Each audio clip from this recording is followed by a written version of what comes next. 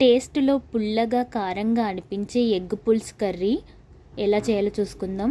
Small 5 to 6 ఆనియన్స్ని చాలా tiny స్లైసెస్గా cut చేసుకోవాలి.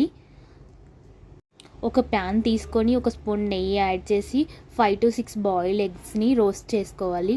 దానిపై కాస్త సాల్ట్, టర్మరిక్ పౌడర్ని అలా చల్లుకొని పక్కన పెట్టేశాక ఒక కడాయి తీసుకొని 2 స్పూన్స్ ఆయిల్ యాడ్ చేసి mustard seeds, cumin seeds, dry chilli, onions, green chilli, garlic paste, దాని తర్వాత టర్మరిక్ పౌడర్ చల్లుకొని బాగా కలపాలి. ఆనియన్స్ ఆయిల్లో ఎంత ఫ్రై అయితే టేస్ట్ అంత బాగుంటుంది. తర్వాత కొంచెం టామరిన్ సూప్ని యాడ్ చేసి ఒక 1 spoon chilli powder, 2 spoon salt, 1 spoon methi powder add చేయాలి.